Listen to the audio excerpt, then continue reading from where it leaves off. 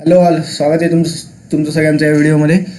Sir, तर आज आपण बघणार आहोत की 12th कॉमर्स जी की आता फेब्रुवारी 26मध्ये तुमची परीक्षा आहे. तर या परीक्षेमध्ये जे काही इम्पॉर्टंट इकॉनॉमिक्सचे क्वेश्चन आहेत ते कोणते आहेत, कोणते क्वेश्चन प्रायोरिटी, कोणते चॅप्टर प्रायोरिटी बेसिसवर केले पाहिजे जेणेकरून एकंदरीतच पूर्ण स्कोअर त्या ठिकाणी चांगला येईल. मग ते फर्स्ट चॅप्टर असो, सेकंड असो, मायक्रो इकॉनॉमिक्स असो, मॅक्रो इकॉनॉमिक्स असो, कोणत्या भागावर जास्त फोकस केला पाहिजे, कोणत्या चॅप्टरमधला कोणता क्वेश्चन त्या ठिकाणी महत्त्वाचा आहे, कोणत्या चॅप्टरला जास्त वेटेज आहे, कोणत्या क्वेश्चन्स त्या ठिकाणी आपण सोडून नाहीच गेलं पाहिजे, ते जे की डेफिनेटली केले पाहिजे. जे की सोडून गेले तर जे यायचे चान्सेस एक प्रकारे बघायला गेले तर खूप त्या ठिकाणी जास्त आहेत. अशी एक PDF मी या ठिकाणी बनवलेली आहे. As like 12th commerce Maharashtra बोर्डची इकॉनॉमिक्सची मी या ठिकाणी बनवलेली आहे. सेम वे मी या ठिकाणी OCM organization of commerce and management आणि तुमचं सेक्रेटरियल प्रॅक्टिस, ठीक आहे ना, सेक्रेटरियल प्रॅक्टिस SP या विषयाची सुद्धा त्या ठिकाणी पूर्ण इम्पॉर्टंट क्वेश्चन्स कोणते प्रायोरिटी बेसिसवर त्या ठिकाणी आपल्याला केले पाहिजे हे त्या ठिकाणी पूर्ण देईल. आत्तापर्यंत आपण इकॉनॉमिक्सचं या ठिकाणी सर्व बघूता. ही पूर्ण एक PDF आहे. याची लिंक मी तुम्हाला या व्हिडिओच्या डिस्क्रिप्शनमध्ये देऊन टाकेल. तुम्ही तिथून ही पूर्ण डाउनलोड करू शकता आणि या व्हिडिओमध्ये देखील तुम्हाला सगळं पूर्ण क्लिअर दिसतंय. तर हे काही क्वेश्चन्स आहेत मायक्रोचे आणि मॅक्रोचे, जे की डेफिनेटली तुम्हाला प्रत्येक चॅप्टरमधून केलेच पाहिजे. हे सोडून जाऊ नका. हे सोडून गेलं तर त्या ठिकाणी यायचे चान्सेस त्या ठिकाणी खूप जास्त आहेत. या ठिकाणी तुम्ही बघू शकता की इम्पॉर्टंट क्वेश्चन्स फॉर फेब 26 जी काय फेब्रुवारी 2026मध्ये तुमची परीक्षा आहे. तर सर्वात पहिला पार्ट आपला असतो मायक्रो इकॉनॉमिक्स, ठीक आहे ना. तर मायक्रोमध्ये चॅप्टर वन जो आहे तुमचा introduction to micro and macro economics, ठीक आहे ना. तर त्याच्यामध्ये जर आपण बघितलं तर सर्वात पहिले तुम्हाला मायक्रो इकॉनॉमिक्सवर कोणताही क्वेश्चन जर सॉल्व्ह करायचा तर सर्वात पहिले एक गोष्ट तुम्हाला त्या ठिकाणी पूर्ण माहीत पाहिजे की मायक्रो इकॉनॉमिक्स म्हणजे काय, ठीक आहे ना. जसं की आपण मी या पूर्ण चॅप्टरचा पूर्ण व्हिडिओ देखील त्या ठिकाणी अपलोड केलेला आहे. OCM असेल, SP असेल, इकॉनॉमिक्स असेल, या तिन्ही चॅप्टरचे या तिन्ही विषयाचे फर्स्ट चॅप्टरचे पूर्ण व्हिडिओज त्या ठिकाणी मी अपलोड केलेले आहेत. तर मायक्रो इकॉनॉमिक्स म्हणजे कोणत्याही जे एखाद्या इकॉनॉमीची जेव्हा आपण अभ्यास करतो तर त्या इकॉनॉमीमधला एका घटकाचा, एका कन्झ्युमरचा, एका बिझनेसचा, एका हाऊसहोल्डचा त्या ठिकाणी अभ्यास करणं, त्याला आपण म्हणतो मायक्रो इकॉनॉमिक्स. म्हणजे समजा एका जंगल आहे तर एका जंगलामधून त्या ठिकाणी एका झाडाचा अभ्यास करणं म्हणजे झाला मायक्रो इकॉनॉमिक्स. म्हणजे पूर्ण जे काही होल थिंग आहे त्या पूर्ण गोष्टीतून एका पर्टिक्युलर गोष्टीचा इन डिटेल सबस्टँटिव्हली अभ्यास करणं त्याला म्हणतात मायक्रो इकॉनॉमिक्स, ठीक आहे ना. तर ही जी काही डेफिनेशन आहे मॅक्रोची असेल ही डेफिनेटली आपल्याला आली पाहिजे तरच आपण त्या ठिकाणी दुसरे क्वेश्चन सॉल्व्ह करू शकू. त्यामुळे मायक्रो इकॉनॉमिक्सची डेफिनेशन जी काय तुम्हाला फर्स्ट चॅप्टरमध्ये सर्व गोष्टी दिलेल्या आहेत इंट्रोडक्शनमध्ये ती डेफिनेटली करा. सेकंडली स्कोप ऑफ मायक्रो इकॉनॉमिक्सचा जी काही स्कोप आहे ते स्कोप त्या ठिकाणी आपण केला पाहिजे. मला वाटतं त्याच्यामध्ये 3 पार्ट आहेत त्या स्कोपमध्ये, तर ते सगळ्या गोष्टी व्यवस्थित केल्या पाहिजे. त्यानंतर डेफिनेशन ऑफ मॅक्रो, ठीक आहे ना. मॅक्रोची डेफिनेशन काय, मॅक्रो म्हणजे काय, तर ही गोष्ट देखील आपल्याला डेफिनेटली केली पाहिजे. त्यानंतर स्कोप अँड फीचर्स ऑफ मॅक्रोचे स्कोप अँड फीचर्स. देन आता आहे तुमचा इम्पॉर्टन्स ऑफ मॅक्रो इकॉनॉमिक्सचं महत्त्व काय, सिग्निफिकन्स काय, तर हे देखील तुम्हाला त्या ठिकाणी डेफिनेटली केलं पाहिजे. ॲज सच बघितलं गेलं तर फर्स्ट चॅप्टर पूर्णच इम्पॉर्टंट आहे, कारण की त्याच्यामध्ये पूर्ण डेफिनेशन्स वगैरे दिलेले आहेत. तर ते जोपर्यंत तुमचा बेस क्लिअर नाही होणार तोपर्यंत तुम्हाला कन्सेप्च्युअल क्लॅरिटी नाही राहणार. रट्टा मारायला आपण मारू शकतो पण ॲट लास्ट त्याचा काही म्हणजे ॲज सच इफेक्ट नाही पडणार. त्यामुळे कन्सेप्च्युअल क्लॅरिटीने गेलं तर डेफिनेटली आपण त्या ठिकाणी एक चांगला पूर्ण गोष्टी समजून घेऊन पुढे जाऊ शकतो. अँड सेकंडली पूर्ण चॅप्टर्सवरती रिव्हिजन लेक्चर मी डेफिनेटली करणार आहे अपलोड. एक चॅप्टर केलेला आहे पूर्ण तुमच्या तिन्ही थेरी सब्जेक्टचा, तर ते डेफिनेटली बघा. सेकंड चॅप्टर जर बघितला युटिलिटी ॲनालिसिस, त्याच्यामध्ये फीचर्स ऑफ युटिलिटी, त्यानंतर टाईप्स ऑफ युटिलिटी, तुमच्या टाईप्समध्ये प्लेस युटिलिटी, नॉलेज युटिलिटी वगैरे जे काही गोष्टी आहेत तर त्या सगळ्या. त्यानंतर कन्सेप्ट्स ऑफ युटिलिटी म्हणजे काय, म्हणजे जे काही कन्झ्युमर एखादा गुड्स परचेस करतो तर तेव्हा त्या गुड्स परचेस केल्यावर त्याचं मॅक्सिमम सॅटिस्फॅक्शन कसं होईल, ठीक आहे ना. तर या कन्सेप्टला कुठंतरी आपण युटिलिटी म्हणून रेफर करू शकतो, ठीक आहे ना. युटिलिटी त्या ठिकाणी differs from person to person, म्हणजे एका व्यक्तीसाठी एखादी गोष्टी परचेस करून त्याला मॅक्सिमम सॅटिस्फॅक्शन मिळू शकते. इन द सेम वे एका दुसऱ्या व्यक्तीला नाही मिळू शकत. त्याच्यामुळे utility differs from person to person, ठीक आहे ना. तर या सगळ्या गोष्टी तिथं तुम्हाला कन्सेप्ट ऑफ युटिलिटी ॲनालिसिस चॅप्टरमध्ये त्या ठिकाणी दिसतील. तर हे देखील क्वेश्चन डेफिनेटली तुम्ही करा. त्यानंतर law of diminishing marginal utility, its assumptions and exceptions. तर लॉ ऑफ DMU हे खूपच त्या ठिकाणी महत्त्वाचा पूर्ण क्वेश्चन आहे. ए कॅटेगरीमध्ये आपण त्याला टाकलेलं आहे. तर डेफिनेटली त्याचे पूर्ण जे काही अजम्पशन्स एक्सेप्शन्स आहेत तर या ठिकाणी ते डेफिनेटली आपण त्या ठिकाणी केले पाहिजे. त्याच्यानंतर criticism and significance of law, त्यानंतर आहे relation between MU marginal utility and price, ठीक आहे ना. मार्जिनल युटिलिटी म्हणजे ॲडिशनल जे काही गुड्स कन्झ्युमर करतात त्याच्यामधून तुम्हाला किती त्या ठिकाणी सॅटिस्फॅक्शन भेटलं आणि तुमची किंमत याच्यामध्ये काय रिलेशन आहे. तर हे देखील क्वेश्चन महत्त्वाचं आहे. या रिलेशन बिटवीन MU अँड प्राईसला तुम्ही बी कॅटेगरीमध्ये सुद्धा टाकू शकता, ठीक आहे ना. त्यानंतर तुमचा थर्ड चॅप्टर येतो डिमांडवाला. याच्यामध्ये सर्वात पहिले तुम्हाला कळायला पाहिजे डिमांड म्हणजे काय. जेव्हा एखाद्या वस्तूची डिमांड वाढती, एखाद्या वस्तूची मागणी वाढती, तर कुठं ना कुठं त्या ठिकाणी त्याचं प्राईस देखील वाढणार. जेव्हा डिमांड कमी होती त्या ठिकाणी प्राईस देखील कमी होणार, ठीक आहे ना. त्यानंतर त्यानंतर तुमचे टाईप्स ऑफ डिमांड, त्यानंतर येईल तुमचा determinants of demand, law of demand काय म्हणतो, ठीक आहे ना. लॉ ऑफ डिमांड काय म्हणतो की प्राईस वाढली की तुमची डिमांड वाढली की प्राईस काय होणार, डिमांड कमी झाली की प्राईस काय होणार, या सगळ्या गोष्टी. त्यानंतर त्याचे अजम्पशन एक्सेप्शन्स आणि हे तुमचं चेंजेस इन डिमांड, याला तुम्ही बी कॅटेगरीमध्ये टाकू शकता.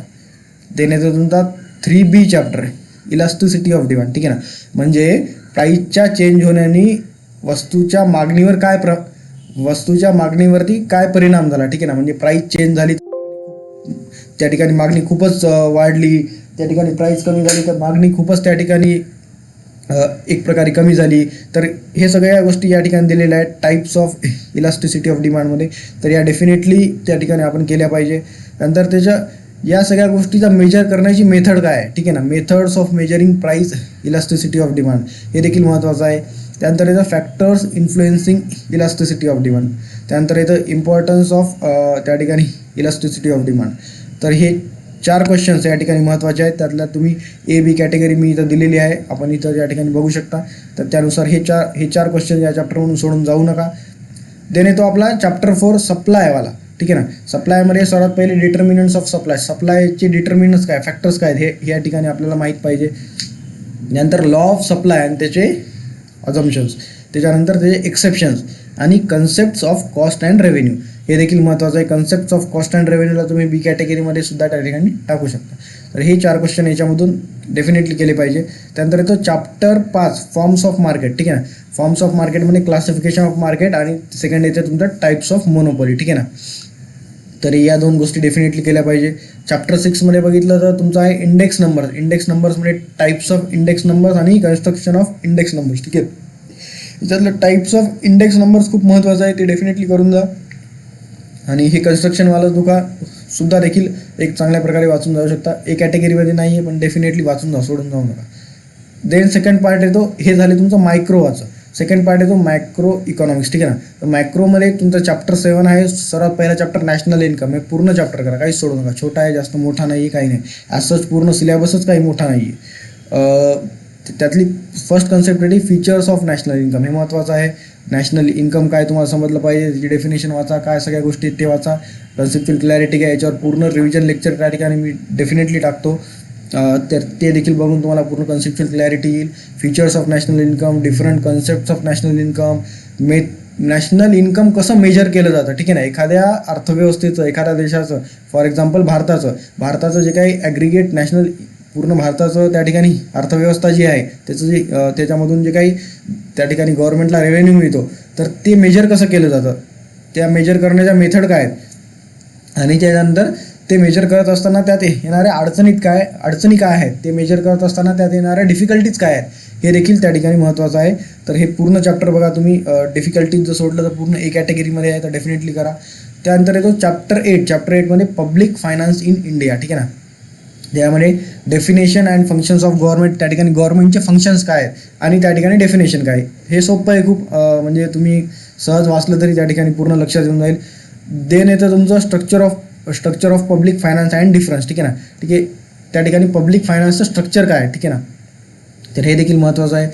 देन येतो चॅप्टर 9. चॅप्टर 9मध्ये येतं मनी मार्केट अँड कॅपिटल मार्केट. हे त्या ठिकाणी तुम्हाला कॅपिटल मार्केट म्हणजे जे काही सिक्युरिटीज मार्केट असते, स्टॉक एक्सचेंज म्हणा, त्यानंतर तुमचे जे काही शेअर्स ट्रेड होतात, तर त्याला आपण म्हणतो capital market. Capital market is for the long term and secondly तुमचं money market for the short term. म्हणजे शॉर्ट टर्मसाठी फंड रेज करायचे असतील तर तुम्ही मनी मार्केटमधून फंड रेज करू शकता आपल्या बिझनेससाठी. जर तुम्हाला कॅपिटल मार्केटमध्ये जेव्हा तुम्ही स्टॉक एक्सचेंजमध्ये जाता किंवा शेअर्समध्ये ट्रेड करता, तर तेव्हा कुठंतरी IPO FPOच्या गोष्टी जेव्हा आपल्याला ऐकायला भेटतात, तर तेव्हा आपण त्याला म्हणू शकतो की कॅपिटल मार्केटमधून त्या ठिकाणी फंड रेज केलेत, जे की लॉंग टर्मसाठी बिझनेससोबत राहणार आहेत. तर इंडियन फायनान्शियल सिस्टम काय आहे हे देखील तुम्हाला सर्वात पहिले समजून घ्यावं लागेल. तर याची डेफिनेशन तुम्ही डेफिनेटली या चॅप्टरमधून करा. स्ट्रक्चर ऑफ मनी मार्केट, ठीक आहे ना. त्याच्यानंतर फंक्शन्स ऑफ RBIचे फंक्शन्स काय आहेत. RBI is bankers to bank, सगळ्या बँकेची ती बँक आहे. त्यानंतर ते नोट प्रिंट करतात वगैरे सर्व गोष्टी आहेत. तर ते डेफिनेटली म्हणजे त्याच्यामध्ये काय रॉकेट सायन्स नाही, डेफिनेटली तुम्ही सहज वाचलं तर ते लक्षात येऊ शकतं. त्यानंतर फंक्शन्स ऑफ कमर्शियल बँक, जे काही कमर्शियल बँक आहेत त्या कमर्शियल बँकाचे फंक्शन्स काय, त्या काय काय सर्व्हिस प्रोव्हाइड करतात वगैरे, त्याचे फंक्शन्स काय, त्या काम काय करतात इन शॉर्ट, ठीक आहे ना. Role of capital market and problem, ठीक आहे ना. कॅपिटल मार्केटचा इंडियन इकॉनॉमीमध्ये रोल काय आणि त्याचे प्रॉब्लेम्स काय, ठीक आहे ना. कॅपिटल मार्केटचा रोल काय, तर त्या ठिकाणून आपण फंड रेज करू शकतो, बिझनेसला फंडिंग करू शकतो, या सगळ्या गोष्टी याच्यात असतील.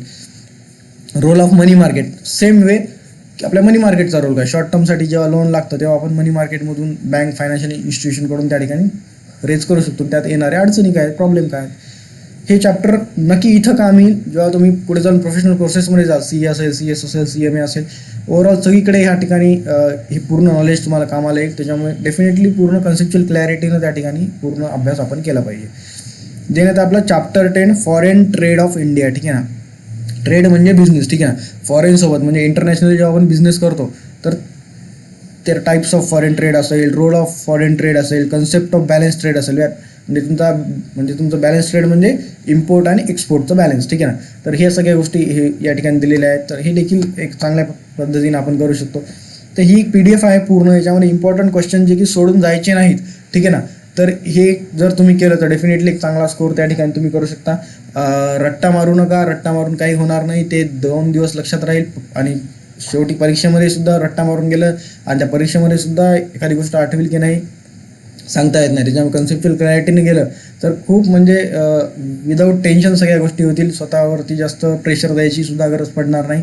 फक्त आणि फक्त एक चांगलं पूर्ण कन्सेप्च्युअल क्लॅरिटीने गेलं तर नक्की आता. बट मी डेफिनेटली सांगतो की जेव्हा तुम्ही पूर्ण प्रोफेशनल कोर्सेसमध्ये जासाल, CA फाउंडेशन असेल, CA इंटर असेल, CS EET असेल, CS फाउंडेशन असेल, CS एक्झिक्युटिव्ह असेल, CMA इंटर असेल, CMA फाउंडेशन असेल किंवा या तिन्ही कोर्सेसची फायनल लेवल असेल, तर डेफिनेटली या सगळ्या गोष्टी तुम्हाला पूर्ण त्या ठिकाणी कामाला येतील आणि नक्की इथं कामाला येतील. बट आजचं जर तुम्ही पूर्ण एकंदरीत सगळा काळ बघितला तर पूर्ण त्या ठिकाणी फायनान्स असेल, गव्हर्नन्स असेल, लॉ असेल, या सगळ्या गोष्टीला पूर्ण एक प्रकारचं खूप महत्त्व त्या ठिकाणी लाभलेलं आहे.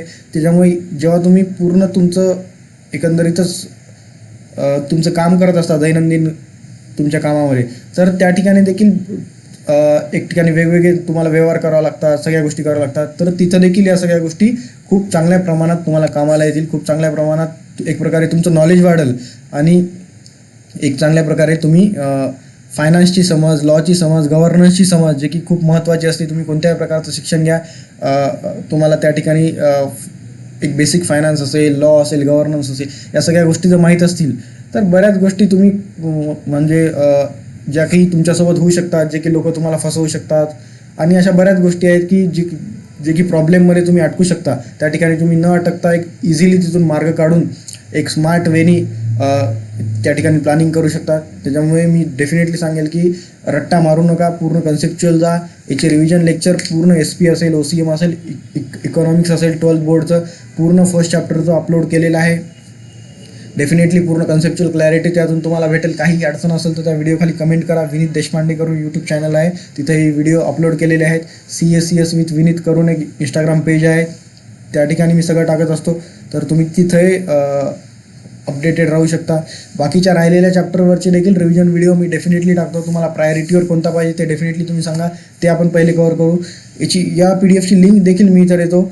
चॅप्टर 3, 3B, 4, 5, 6 नंतर तुमचं मॅक्रो सुरू होतं. 7, 8, 9, 10 पूर्ण त्या ठिकाणी कव्हर केलेलं आहे. हे कृपा करून हे सोडून जाऊ नका, हे खूप महत्त्वाचं आहे आणि डेफिनेटली तुम्हाला याचा फायदा होईल. SPचं झालं, OCMचं झालं, हे देखील हे जे पूर्ण इम्पॉर्टंट क्वेश्चनचं मी या ठिकाणी टाकणार आहे. डेफिनेटली 2-3 दिवसात ते सुद्धा मी टाकतो आणि रिव्हिजन लेक्चर देखील त्या ठिकाणी अपलोड करत जाईल. तुम्हाला काही डाऊट्स असतील तुम्ही त्या ठिकाणी मला कमेंट करा. CACS विथ विनीत या इंस्टाग्राम पेजवरती मला फॉलो करा. डेफिनेटली तिथं देखील तुम्ही मला त्या ठिकाणी मेसेज करू शकता आणि डेफिनेटली आपण एक चांगला जास्तीत जास्त काय तुम्हाला पूर्ण कन्सेप्च्युअल क्लॅरिटी देता येईल याचा डेफिनेटली प्रयत्न करू. ठीक आहे. Thank you so much guys. Bye. एवढंच होतं. I hope you are like this video. Thank you so much. Bye bye.